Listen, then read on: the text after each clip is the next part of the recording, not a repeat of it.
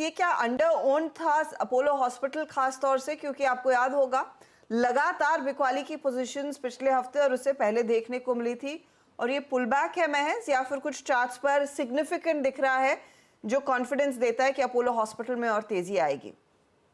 तो बिल्कुल कॉन्फिडेंस देता है, क्योंकि अगर आपको याद हो तो मेरे ख्याल से जो 2021 में हाईज बने थे, उसको 2 हफ्ते पहले स्टॉक ने ब्रेक किया था। उसके बाद हमने रैली देखी, 6800 तक स्टॉक गया। करेक्शन में उसी हाई के आसपास स्टॉक ने सपोर्ट लिया है। मेरा समझना है कि I think short term bottom बन गया, और मैंने इसको शॉर्टलिस्ट भी किया हुआ था एक रिकमेंडेशन देने के लिए। तो यहाँ पर बिल्कुल अभी भी खरीदारी करनी चाहिए। अगर आप एक ट्रेड ले रहे हैं तो स्टॉप लॉसेस 6050 के रहेंगे, करंट लेवल्स पे खरीदारी करिए। और अब 6400 6410 तक के टारगेट्स पॉसिबल है अपोलो हॉस्पिटल्स में। तो 6410 तक के लेवल्स देखने को मिल सकते हैं। शरद, वो खबर तो आपने भी सुनी होगी और उस पर काफी ज्यादा चर्चा भी हुई थी पिछले कुछ हफ्तों में कि सरकार एक स्टैंडर्ड रेट लाना चाहती है। उसके बाद इन स्टॉक्स में खासी गिरावट रही। क्या वो सभी नेगेटिव्स बच गए हैं स्टॉक में? इस प्राइस पर आपकी अप्रोच क्या होगी? हॉस्पिटल कंपनियां and most importantly Apollo hospital. देखिए, अक्रॉस द बोर्ड अगर आप लॉन्ग टर्म इन्वेस्टर हैं तो मेरा ये मानना है कि हॉस्पिटल स्पेस में इंडिया में ग्रोथ की इमेंस पोटेंशियल है। मे बी अभी जो प्राइसेस है वो साल 2 साल ऑप्टिमली डिस्काउंट कर रहे हैं, तो वहां से बहुत ज़्यादा आपको इम्प्रूवमेंट ना देखने को मिले। अगर मुझे एक स्टॉक पिक करना हो तो मैं नारायणा हृदयालय के साथ जाना चाहूंगा, जहां मुझे लगता है वैल्यूएशन अभी भी कंफर्टेबल हैं। एक आधे और नाम हो सकते हैं, एग्जैक्टली मुझे याद नहीं है।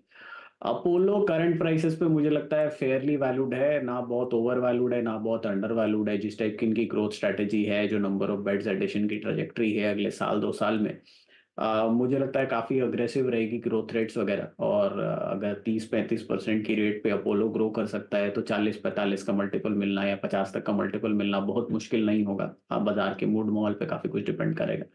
बट मुझे लगता है अभी अगर आप कंजर्वेटिव इन्वेस्टर हैं तो अपोलो शायद फेयरली टू फुल्ली प्राइस्ड है। बट अगर आप अग्रेसिव ग्रोथ इन्वेस्टर हैं और उस हिसाब से आप एक अग्रेसिव बेट लेना चाहते हैं तो अभी भी आप अपोलो खरीद सकते हैं। मुझे लगता है यहाँ से भी 10-15% जैसी और अपसाइड बन सकती है स्टॉक में। ओके, चलिए अब बात करते हैं आरबीएल बैंक की। और सूत्रों के हिसाब से हमें इन्फॉर्मेशन मिली है कि क्रेडिट कार्ड को लेकर आरबीएल बैंक अब बजाज फाइनेंस पर अपनी डिपेंडेंस कम करने पर विचार कर रहा है। इस खबर पर ज़्यादा डिटेल के लिए हमारे साथ विवेक जुड़ गए हैं। तो विवेक, गुड आफ्टरनून। कैसे पढ़ें इस खबर को? स्टॉक तो आज रेड में है। Absolutely right. एक्चुअली कैसे पढ़े, सबसे पहले हम न्यूज़ एक बार फिर से रिविजिट करते हैं। सबसे पहले है जैसे हमें पता है RBL bank and Bajaj finance का एक पार्टनरशिप है, जहाँ पे को ब्रांडेड क्रेडिट कार्ड्स इशू करते हैं दोनों मिला के।